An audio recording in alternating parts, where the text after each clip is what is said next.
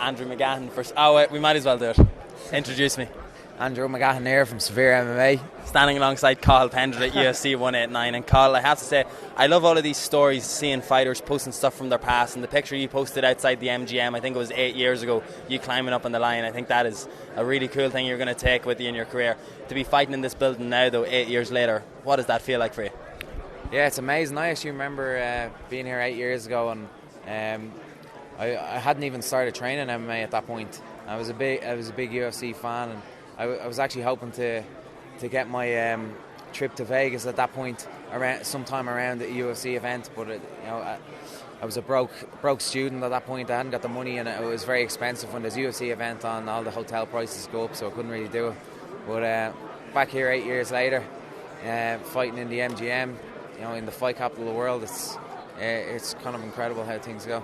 Say 8 years later, maybe after your last fight camp, you're a broke fighter.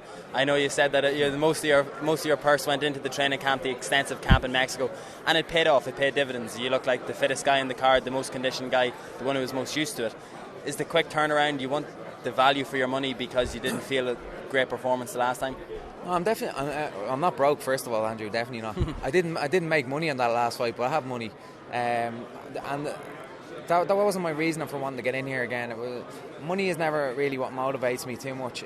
I love the fact that I'm pursuing my passion and making money doing it at the same time. That's an incredible feeling. But money has never been why I've chose to do it. The reason I wanted to get in another fight as quick as possible was because I had in my head that I was going to go down to Mexico. I was fighting this opponent, the hometown guy. I was going into an environment I wasn't used to, at altitude. I was fighting a guy who had 15 wins, 15 by stoppage, 13 of those in the first round.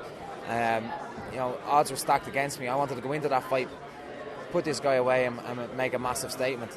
And I accepted I wasn't going to make money in that fight, but I thought it was a good investment to make that statement. And unfortunately, with the way Montano fought down in Mexico, he just didn't want to be there, and it was impossible to kind of put on the performance I wanted to. So that left me very frustrated, very upset, and I felt like, look, I'm in incredible shape from having been down in Mexico for 6 weeks training at altitude. I said, let's get another one in. How frustrating was it for him when you, maybe after the first round, you realised, I've seen this guy's other fights, I know how he fights, and he's completely changed the way that he fights when he's fighting me now? You think in Mexico he'd want to make a statement, he'd want to come out, he'd want to perform the way that he had in his previous fights? That's the most unbelievable thing, because if I was to think back of fighting in Dublin in front of your home country, the pride that brings to you, especially being Mexican, they're a very proud nation, especially their fighters. It's the last thing you would have expected, but it was incredibly frustrating. I think I said to Ariel Helwani after the fight that at one point I was generally going to just say to the ref, just stop the fight. Yeah. I was that frustrated. I couldn't express to you in words how frustrated I was in that fight. And it was the last thing I was expecting. I haven't watched his fights before. He was this incredibly aggressive guy, and it being in Mexico, it was the last thing I was expecting. And it just made for a very difficult, annoying fight. It was very like the one in Stockholm where the guy didn't want to be there.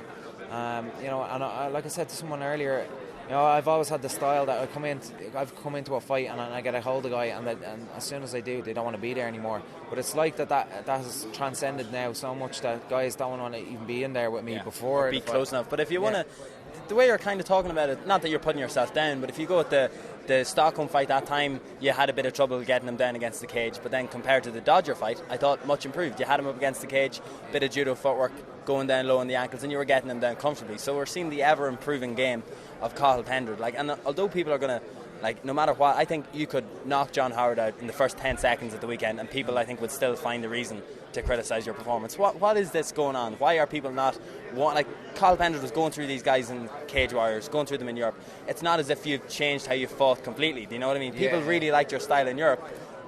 These same people aren't warming to you as much in the UFC. Look, I don't know, and it's something that's out of my control. I just focus on my job and what I do, and I'm doing that very well at the moment. I'm winning, I'm unbeaten as a pro in 5 years, and I'm 4-0 in the UFC, about to go 5-0 in less than a year. So, I would like to be doing things a bit better. I found it difficult against some of my opponents, but I believe in with John Howard, I'm going to have a much better fight. I believe his stature makes him have to get in close. He's 5'7". He's one of the shortest guys in the division. He has to get in tight and fight. And it's been a long time since I've had a guy like that. Even, Spencer was a counter striker, lighting his feet and always moving backwards. So it's been a while since I've had a guy that actually come forward on me, and I think that brings out the best in me. And I have, you were mentioning my critics there. Look, some people does never make happy. The same people that are saying right now that John Howard is going to kick my ass on Saturday. Aren't in Vegas. No. What I'm going to say is after Saturday, when I beat him, they'll be saying, "Oh, Sir Howard's shit." Anyway, so there's some people you can just never make happy, and I don't worry about these people. Things that are out of my control, I don't worry about. That's the key to a stress-free life, is don't worry about the uncontrollables, things that are out of your control. Finally, Cathal, with him on it. Do you want to see this? This is, I think, a bit insecure. He's going to crash another interview. Gareth A. Davies is afraid of the young men coming up here taking his job, I think. You've had your time, mate. I've had my Done time. deal. I've had my time. Cut your hair as well. I can't believe this gate crashing going on here. It's ridiculous. I think he has a thing for me. He was flirting with me yesterday. Last an hour, and if you take 6 minutes, only 10 people get to interview him. Cathal was telling his life story a few minutes ago. 20 people get to interview him. That's all I'm saying. And if you think I'm angry, I'm not. You're just looking for some SevereMMA. SevereMMA exclusive. That's it. I just want some severe MMA. Gareth needs the hits. He needs the hits. I'll be 1 minute. Cathal, finally, John Howard, he's on a 3-fight losing streak. Is there a chance you cut him from the UFC this weekend? I don't know. That's something out of my control. Like I said, I don't worry about things out of my control. All I know is I'm on a 4-fight win streak. I'm looking to make it 5 on Saturday night, and that's all I care about. And then, finally, do you think 5-0 puts you in a great position? Maybe co-main event, third from the top, UFC Dublin later on in the year. Is that what you're going for now? 100%. You can't deny me that opportunity after going 5-0 in the UFC in less than a year. Part of the problem is I'm fighting these fringe fighters, these guys at the lower end, guys who are worried about your job security. I want to start fighting guys in the top 15. They're more likely to come at me. They're going to be more confident and bring a better fight. That's what I want. Lovely. Cathal, thank you very much. Thank you. See you fight night.